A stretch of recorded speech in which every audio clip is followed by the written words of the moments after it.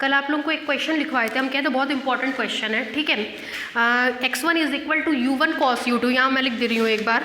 Question था आपका x1 is equal to u1 cos u2, x2 is equal to u1 sin u2, x3 is equal to f u1। इसको हम लोग मान ले रहे हैं इक्वेशन नंबर 1, ठीक है।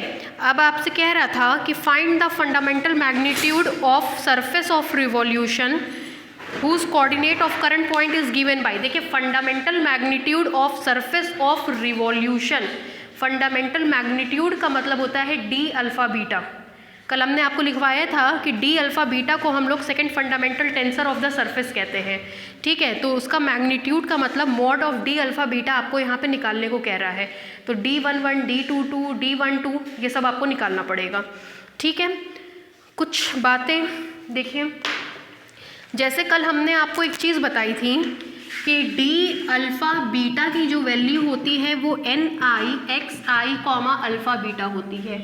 NI आप निकालना जानते हो, NI का मतलब होता है x1 cross x2 upon under root G. क्या क्या काम बढ़ गया वो देखिए। सबसे पहले हम लोग क्या निकालेंगे, x1 कॉमा x2 की वैल्यू होती है del xi upon del u2, इसकी वैल्यू होती है del xi upon del u1। g के लिए हमको ज़रूरत होगी G11 जिसकी वैल्यू होती है x1 डॉट x1, G22 और G12 की, तो आपको NI मिल जाएगा। उसके बाद है xi अल्फ़ा बीटा, मतलब x1 कॉमा अल्फ़ा बीटा की value 11, xi comma alpha beta की value 22, xi comma alpha beta की वैल्यू 12। आइलर्स थ्योरम कहता है पार्शियल डेरिवेटिव 1 to 2 1 के बराबर होता है, ठीक है।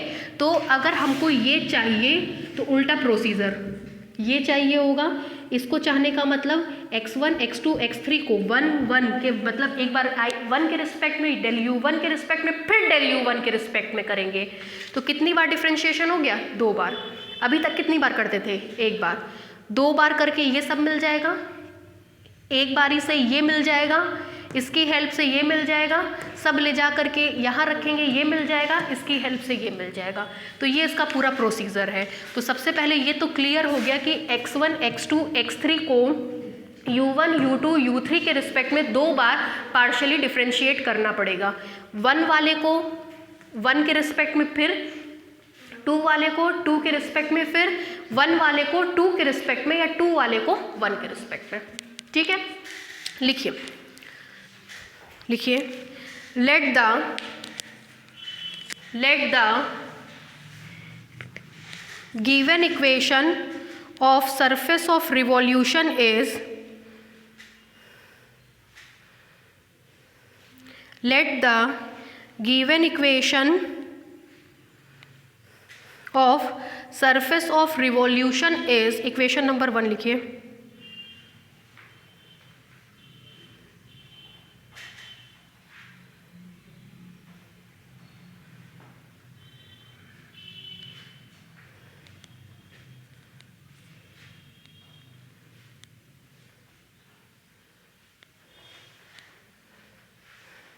हो गया, लिखिए differentiating equation 1,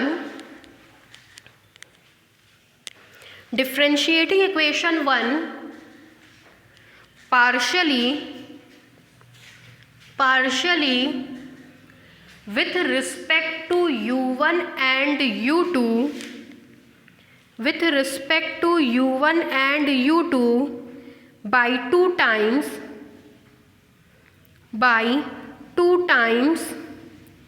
comma we get,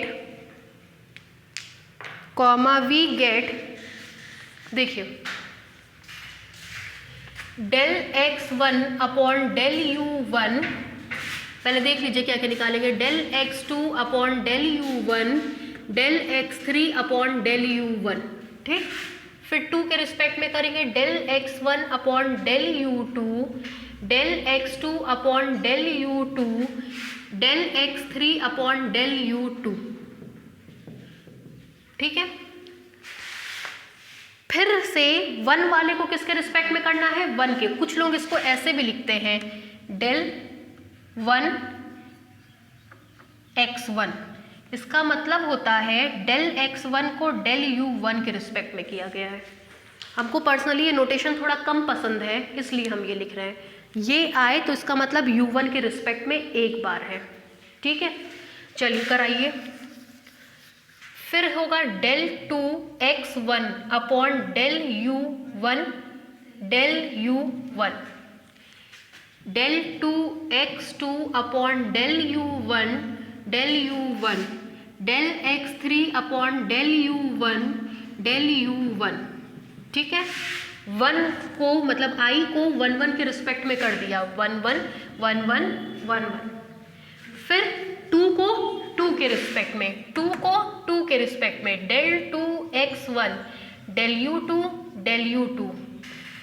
del 2 x2 upon del u2 फिर del 2 x3 upon del u2 ठीक। उसके बाद 1 वाले को 2 के रिस्पेक्ट में, तो मिलेगा del 2 x1 del u1 को 2 के रिस्पेक्ट में, del 2 x2 1 को 2 के रिस्पेक्ट में, del 2 x3 1 को 2 के रिस्पेक्ट में, ठीक है। चलिए अब हम लोग सब वैल्यूज निकालेंगे, निकलवाइए। सबसे पहले इसको u1 के रिस्पेक्ट में करेंगे तो cos u2, इसको u1 के रिस्पेक्ट में करेंगे sin u2, इसको u1 के रिस्पेक्ट में करेंगे तो f डैश u1, x1 को u2 के रिस्पेक्ट में करेंगे तो माइनस u1 sin u2, इसको करेंगे u2 के रिस्पेक्ट में तो u1 cos u2, ठीक है। इसको करेंगे u2 के रिस्पेक्ट में 0। अब 1 वाले को मतलब इसको फिर 1 के रिस्पेक्ट में करना है तो 0, क्योंकि 1 वाला टर्म है ही नहीं। इसको 1 के रिस्पेक्ट में करना है 0, इसको 1 के रिस्पेक्ट में करना है f डबल डैश u1, ठीक है। फिर 1 वाले को 2 वाले को 2 के रिस्पेक्ट में करना है, 2 के रिस्पेक्ट में करेंगे तो माइनस u1 cos u2, 2 के रिस्पेक्ट में करना है माइनस u1 sin u2, 2 के रिस्पेक्ट में करना है 0, ठीक। 1 वाले को 2 के रिस्पेक्ट में करना है, क्या आएगा माइनस sin u2, 1 वाले को 2 के रिस्पेक्ट में cos u2, 1 वाले को 2 के रिस्पेक्ट में 0, ठीक है। ये आ गया हमारे पास। अब बारी है हमको x1 और x2 निकालने की। Now the tangent vectors is given bye, चलिए x1 की वैल्यू होती है del xi upon del u1, del xi u1 के रिस्पेक्ट में क्या क्या आएगा cos u2 sin u2 f dash u1 and x2 is equal to del xi upon del u2 के रिस्पेक्ट में करेंगे तो बोलिए minus u1 sin u1 cos u2 0, ठीक। अब हम लोग क्या निकालेंगे, ये g11, हेंस या देयरफॉर चलिए बोलते चलिए g11 is equal to x1 dot x1, this implies g11 is equal to x1 dot x1 cos square u2 plus sin square u2 plus f dash square u1, this implies g11 is equal to 1 plus इसको हम f dash square u1 लिख दिया, ठीक।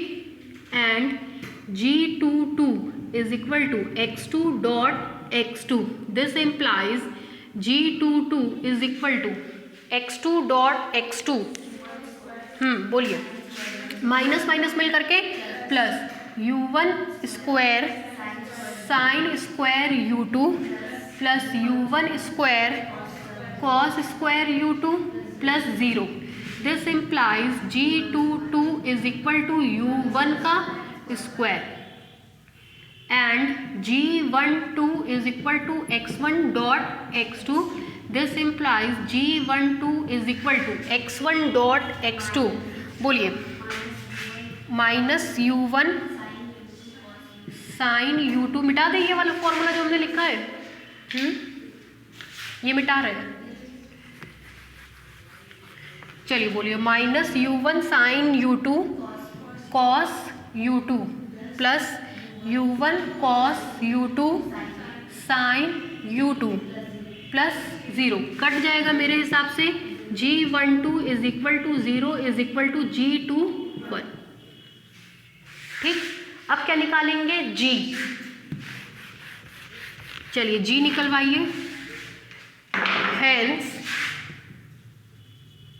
g is equal to g11 g22 minus g12 का square. This implies g is equal to g11 g22 1 plus F dash square u1 साथ में आएगा u1 का स्क्वायर माइनस 0।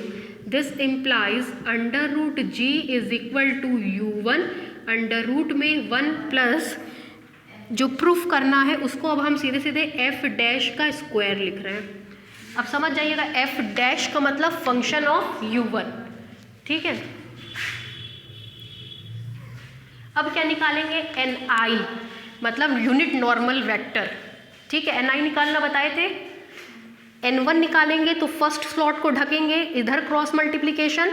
n2 निकालेंगे तो सेकंड स्लॉट को इधर ढकेंगे, फर्स्ट और थर्ड का उल्टा मल्टीप्लिकेशन। n3 निकालेंगे तो थर्ड स्लॉट को ढकेंगे, इस तरह से मल्टीप्लिकेशन। ठीक है, पहले इतना उतार लीजिए।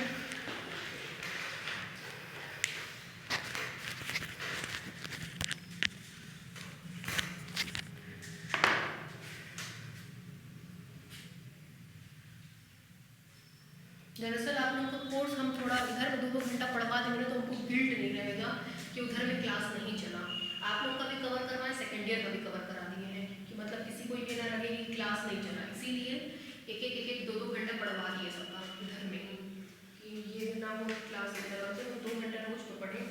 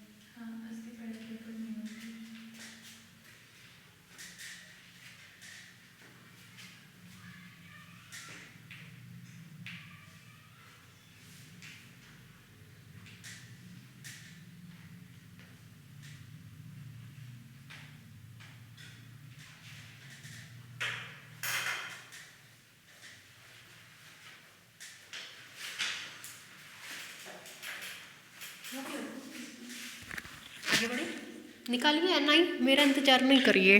नीचे से लिखिए therefore the unit normal vector is given bye, therefore the unit normal vectors is given bye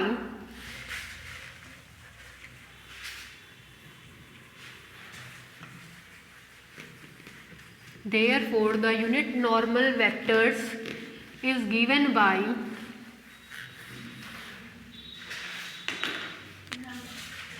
n, हाँ अब समझ में आया वीडियो की पढ़ाई क्यों बहुत सक्सेसफुल नहीं है। देखिए Ni x1 cross x2 upon under root g, this implies n1 निकालते हैं तो कहते हैं सबसे पहले यहाँ x1 क्रॉस x2 लिख लीजिए। देखिए x1 क्रॉस x2 हम लिख के दिखाएं, cos u2 sin u2 f dash, x2 लिखेंगे तो minus u1 sin u2 u1 cos u2 और 0। ठीक, जब n1 के लिए निकालते हैं तो इसको ढक देते हैं, इन दोनों का क्रॉस मल्टीप्लिकेशन करिए, क्या आएगा 0 minus F dash into u1 cos u2 upon नीचे मिलेगा अंडर रूट जी का मतलब u1 under root 1 plus F dash का square is equal to u1 से u1 cancel minus F dash cos u2 upon under root 1 plus F dash का square. n2 निकालोगे आप तो इसको ढकोगे, लेकिन चूंकि n2 में नेगेटिव साइन होता है इसलिए उल्टा चलते हैं, इसका इसमें इसका इसमें, तो आएगा minus u1 f dash sine u2 -0 under root G का मतलब u1 under root 1 plus F dash का स्क्वायर इज इक्वल टू कटेगा -f dash sine u2 upon under root 1 plus F dash का स्क्वायर। और n3 आप निकालोगे तो इसको ढक दोगे, इसका इसमें मल्टीप्लाई करेंगे तो u1 कॉस स्क्वायर u2, इसका इसमें माइनस के साथ तो minus u1 sine square u2 upon u1 under root 1 plus F dash का स्क्वायर। ठीक है, देखिए क्या क्या कटे पिटेगा। एक तो मेरे हिसाब से u1 से u1 कट जाएगा, ऊपर की तरफ आएगा cos square u2 plus sine square u2 which is equal to 1 upon under root 1 plus F dash का स्क्वायर। ठीक है, ni आ गया, सब चीज़ मिल गया। अब हम लोग केवल अपना रिजल्ट निकालेंगे। चलिए ब्लैक बोर्ड पे देखिए, अब ni निकालने चल रहे हैं। ni मतलब इन तीनों का रिजल्टेंट। देखिए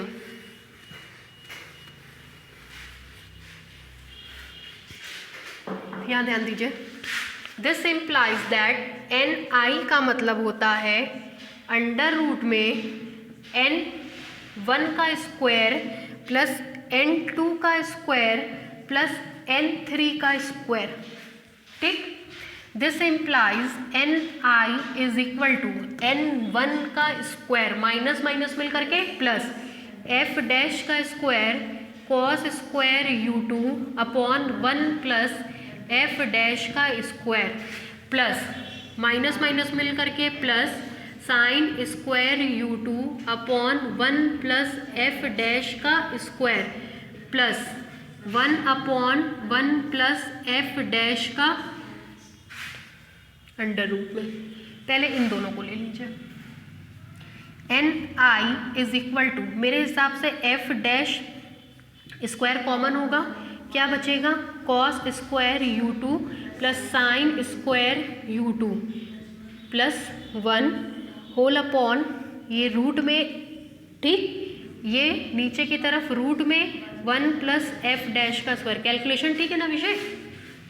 ये 1 क्या मिलेगा is equal to under root में 1 प्लस एफ डैश का स्क्वायर अपॉन अंडर रूट में 1 प्लस एफ डैश का square. This implies that ni is equal to, कहते थे यूनिट नॉर्मल, यूनिट इसीलिए आया है। ठीक है, अब एक हम निकाल के दिखाएंगे, बाकी आप लोग निकालेंगे। अब यहाँ ब्लैक बोर्ड पे देखिए,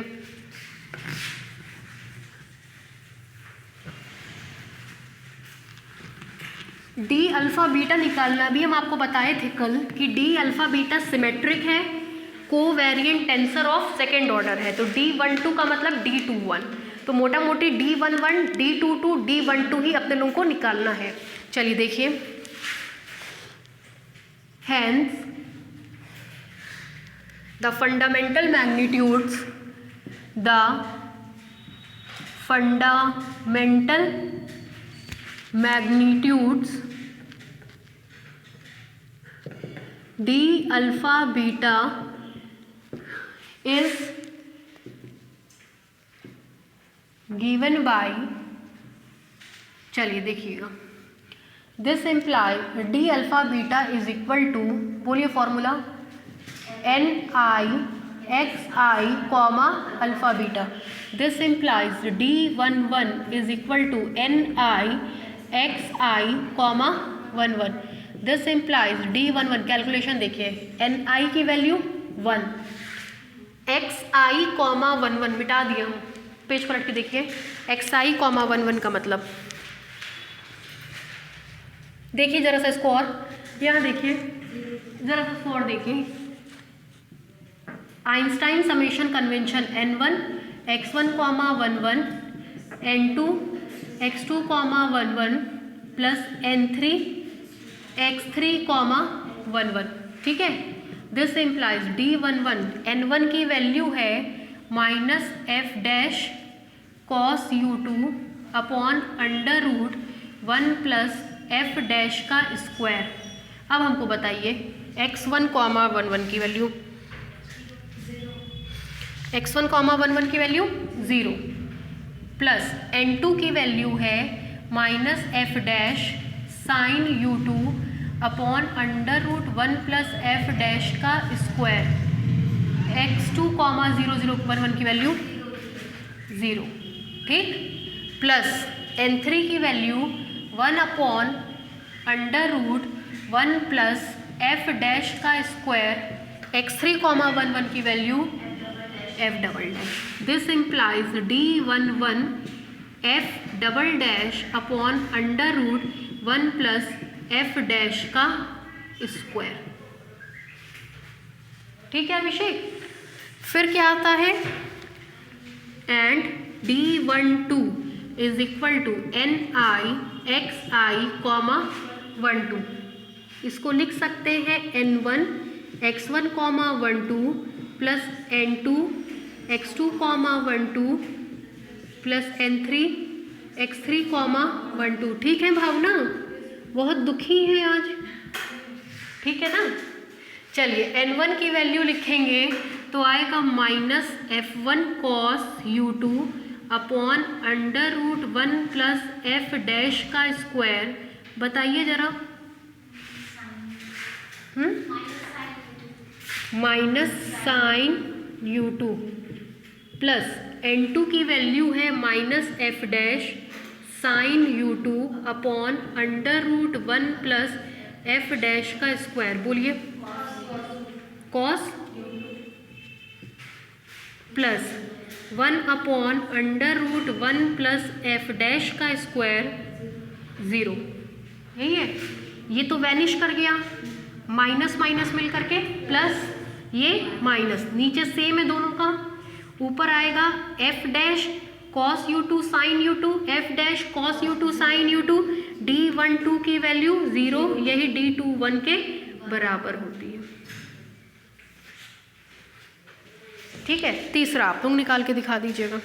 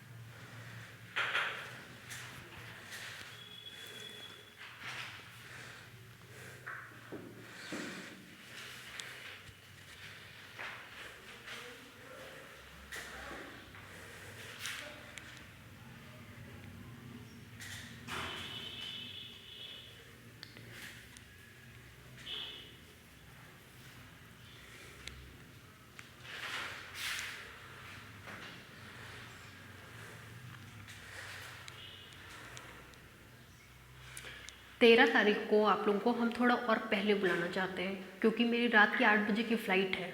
तो हमको लगता है अप्रॉक्स हम कुछ नहीं तो 6:30 बजे के आसपास घर से निकल जाएंगे। तो हम और थोड़ा अर्ली करके आप लोगों को बुलाएंगे, जिससे क्लास आप लोगों की हो जाए। कोई दिक्कत तो नहीं होगी ना आप लोगों को? कॉलेज वॉलेज अभी जा रहे हैं आप लोग? अच्छा ठीक है, तो हम हो सकता है कि उस दिन 1 घंटा और बैक करके आप लोगों को बुला लें, 2 बजे से ही बुला लेंगे।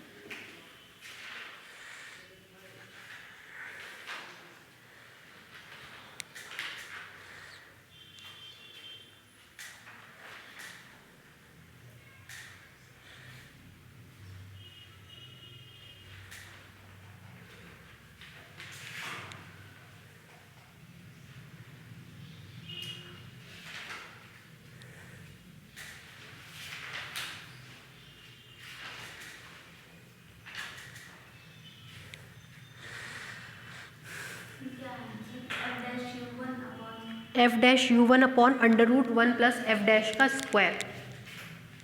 सबका आया?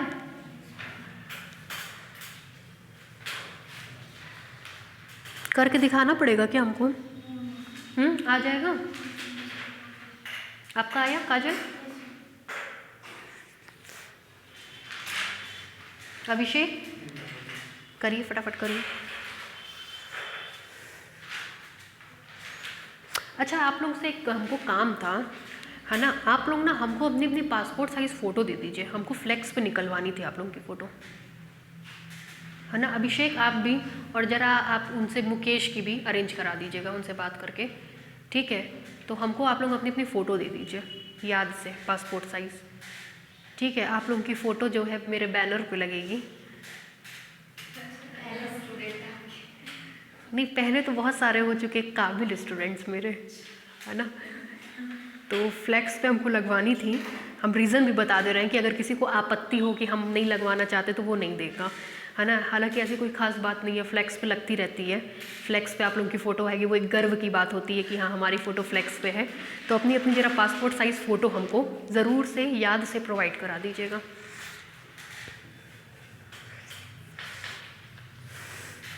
अच्छी दीजिएगा भाई, है ना? आ गया आंसर? ठीक है, तो इसमें आपकी D22 की वैल्यू आएगी u1 f' D22 u1 f' upon √1 plus f' का स्क्वायर। ठीक है, होमवर्क लिखिए इसी पे बेस्ड होमवर्क। अभिषेक आया आपका? लिखिए, find the fundamental magnitude, find the fundamental magnitude for the right skew helicoid, for the right skew helicoid whose coordinate of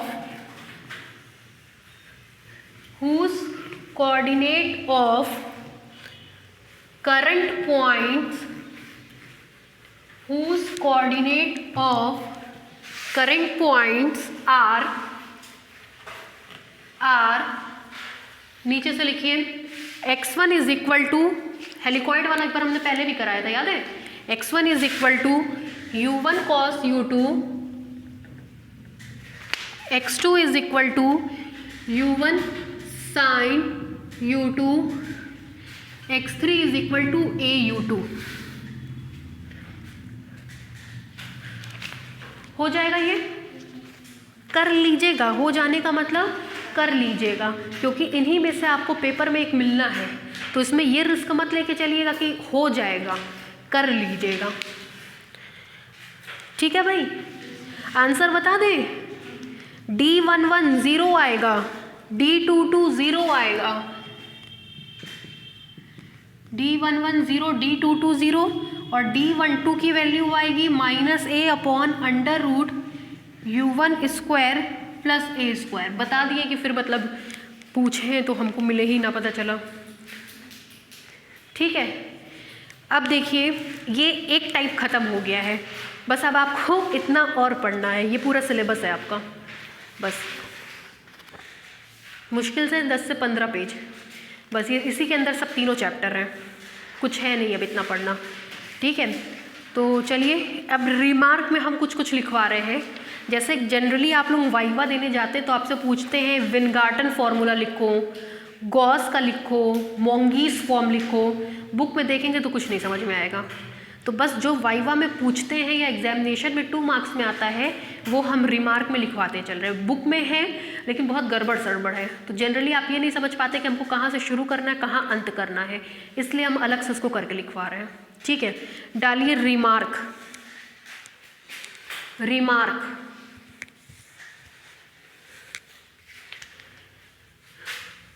पहला लिखिए मोंगीज फॉर्म ऑफ द सरफेस। मेरे टाइम में ये आया था, कितने साल पहले भगवान जाने, 11-12 साल तो आराम से हो गया होगा। मोंगीज फॉर्म ऑफ द सरफेस 12 साल पहले, 12 साल, 12 या 13 साल। मोंगीज फॉर्म ऑफ द सरफेस। ठीक है, जैसे आपने सरफेस का इक्वेशन क्या पढ़ा, xi is equal to xi u alpha. I की वैल्यू क्या क्या होती है, 1 2 3। कहते हैं कि अगर इन तीनों में से कोई एक, मान ले रहे हैं x3, बचे हुए 2 के टर्म्स में लिखा जा सके। बचे हुए 2 कौन कौन है, बचे हुए 2 कौन कौन है, x1 और x2 के फंक्शन के रूप में लिखा जा सके, तो उसको मोंगीज फॉर्म कहते हैं। मोंगीज फॉर्म ऑफ द सरफेस मतलब सरफेस का इक्वेशन लिखें। सरफेस के इक्वेशन में x1 x2 x3 आता है, मोंगीज ने मिक्स कर दिया सबको। तो क्या कहा कि कोई भी एक बचे हुए 2 के फॉर्म में अगर लिखा जाएगा तो उसको मोंगीज फॉर्म कहेंगे। ठीक है, लिखिए the equation of a surface, the equation of the surface if given in the form, the equation of the surface if given in the form,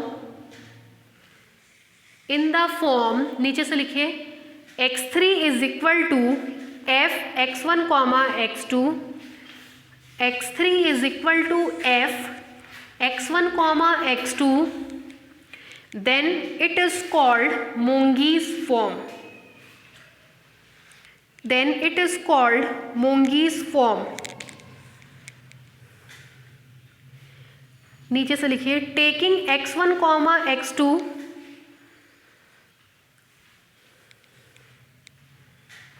taking x1 comma x2 as parameter,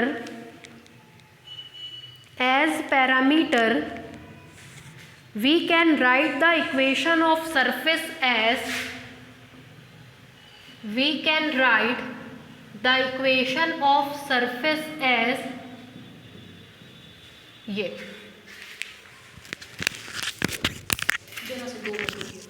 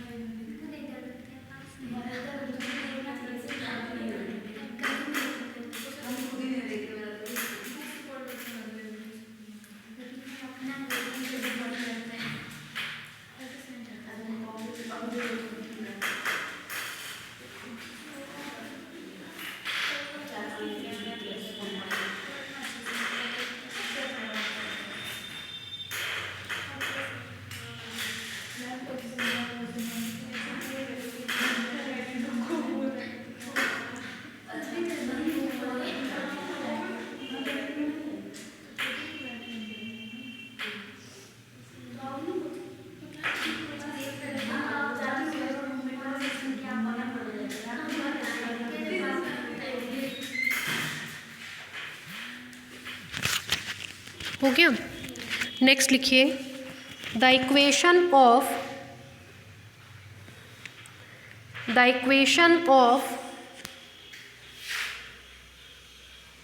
Gauss and Weingarten. The equation of Gauss and Weingarten. The equation of Gauss and Weingarten. लिखिए at every point of the surface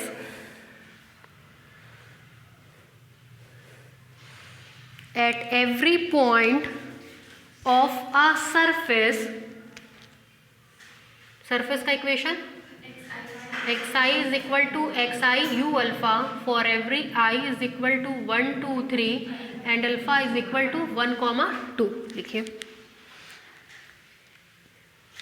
at every point of a surface xi is equal to xi u alpha, I is equal to 1, 2, 3 and alpha is equal to 1, 2,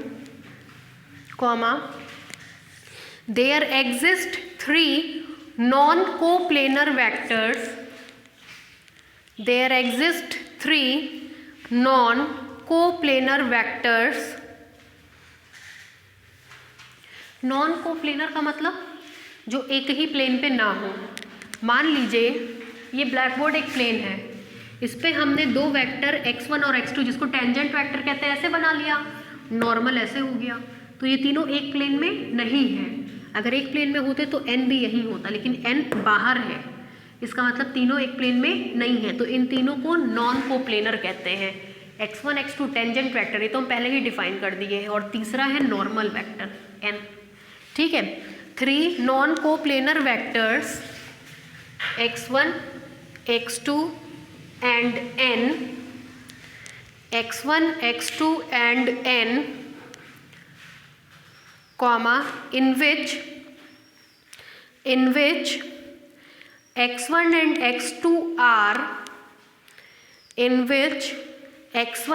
x2 are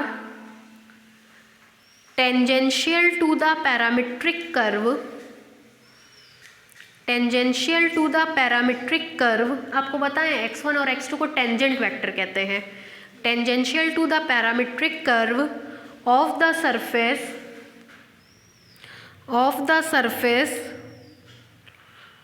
and capital N is the normal to the surface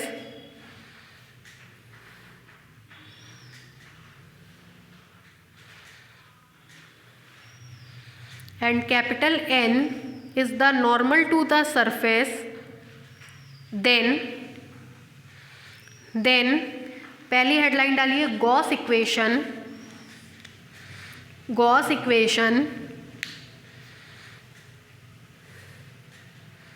पहली headline है Gauss equation. लिखिए इसमें let ni be the normal to the surface, let ni be the normal to the surface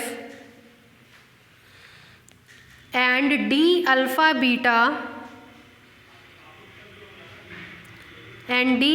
beta is the second fundamental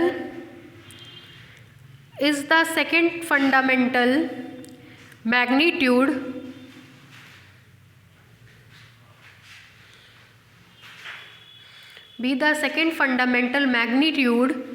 then the equation, यहाँ देखिए क्या पढ़ा था आपने, d alpha beta is equal to n i x i comma alpha beta, है ना। इन दोनों को इंटरचेंज कर दो, आपस में इंटरचेंज करेंगे आप तो क्या मिलेगा, x i comma alpha beta is equal to n i d alpha beta, इसी को गॉस बोलते हैं। लिखिए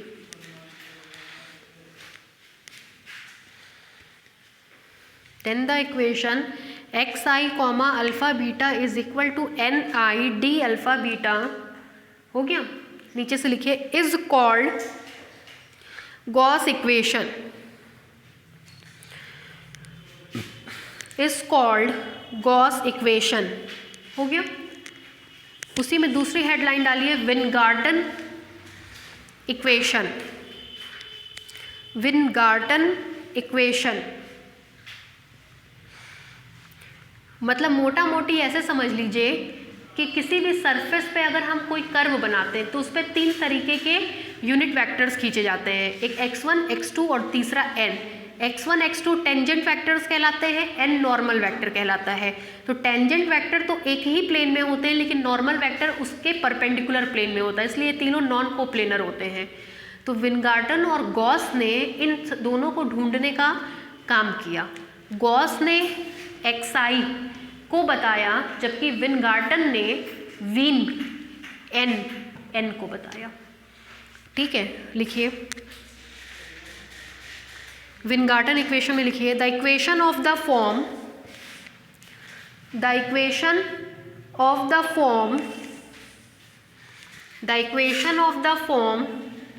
ni comma alpha is equal to minus d alpha nu g nu beta x i comma beta.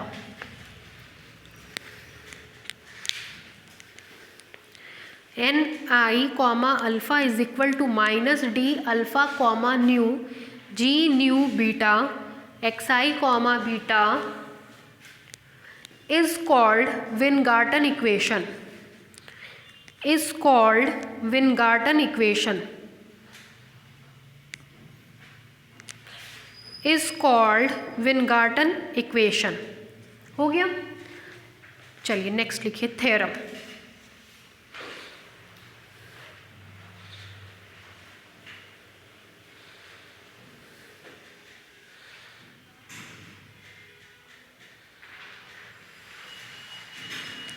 विनगार्टन equation हो गया। Theorem लिखिए, बोले लिखिए with the help of Weingarten equation, with the help of Weingarten equation, with the help of Weingarten equation, comma prove that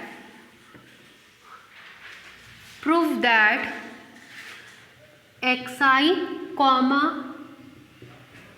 sigma minus d alpha comma rho G N I comma alpha. ये सब question में से एक question आपको exam में मिलेगा जो 10 साल में आए हुए हैं या फर्दर आगे आएंगे, पूछे जाते, केवल हम वही करा रहे हैं। वरना आप ये चैप्टर खोलेंगे तो लगेगा क्या वाहियात चैप्टर है, क्या पढ़ें क्या छोड़े, इतना गंदा चैप्टर है, सब बाउंस करता है। तो उसमें से केवल हम सेलेक्टेड नोट्स बना करके केवल वही देने लग गए हैं कि जितना आपके एक्सेप्ट करने की क्षमता हो। ठीक है, तो केवल अब वही पढ़ाते हैं। थोड़ा सा हार्ड होता है ये सब, लेकिन पढ़ करके जाइएगा क्योंकि एकदम सेलेक्टेड ये पढ़ा रहे हैं। अगर नंबर पाना हो तो पढ़ करके जाइएगा, वरना आपको बाद में दिक्कत ये होगी कि आता हुआ क्वेश्चन इसके साथ कंबाइंड करके आएगा और छूट जाएगा। ठीक है, कह रहा है विनगार्टन इक्वेशन की हेल्प से ये प्रूफ करिए। ये लिखा है विनगार्टन, इसकी हेल्प से हमको वो प्रूफ करना है। ठीक है, एन आई कॉमा अल्फा, एन आई कॉमा अल्फा ज़रा मैच करिए। उसके पहले जो दोनों टर्म्स लिखे हैं अगर उसका इस पूरे इक्वेशन में मल्टीप्लाई कर दें तो आपको मिल जाएगा एन आई कॉमा अल्फा, एन आई कॉमा अल्फा। अगर इन दोनों का आप मल्टीप्लाई कर दो दोनों पक्षों में तो वो चीज़ आ जानी चाहिए।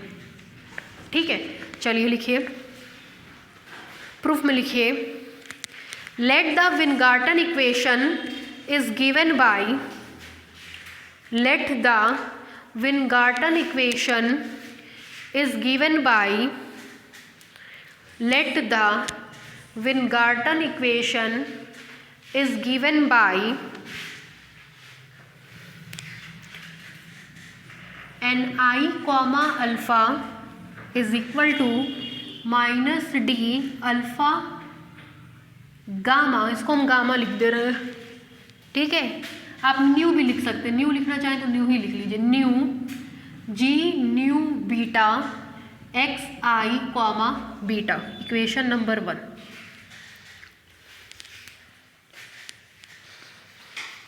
हो गया।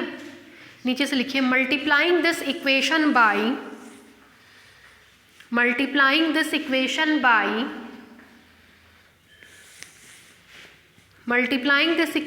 बाई किससे मल्टीप्लाई करना है, d alpha rho g rho sigma on both side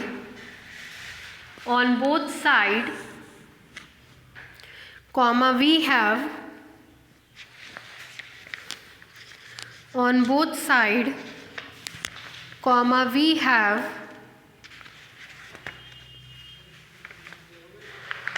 हो गया। यहाँ ब्लैक बोर्ड पे देखिए,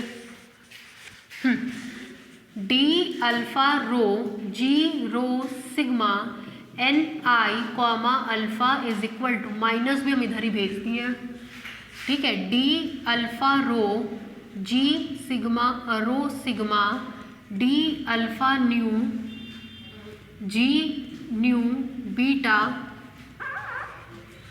x i comma beta. This implies minus d alpha rho n I comma alpha is equal to, calculation देखिएगा। सबसे पहले हम क्या करेंगे, d alpha nu g nu beta, एक काम करिए छोड़ दीजिए इसको और इसको साथ ले लीजिए, डेल रो न्यू, ठीक। इसको g rho sigma g nu beta x i comma beta. This implies minus d alpha rho g rho sigma n I comma alpha is equal to, rho से रो कैंसिल होगा, g nu sigma g nu beta x i comma beta. This implies minus d alpha rho g rho sigma n I comma alpha is equal to, ये इससे cancel होगा, Kronecker delta beta sigma x i comma beta. This implies that beta से beta cancel, x i comma sigma is equal to minus d alpha rho g rho sigma n I comma alpha, ठीक है। उतार लीजिए।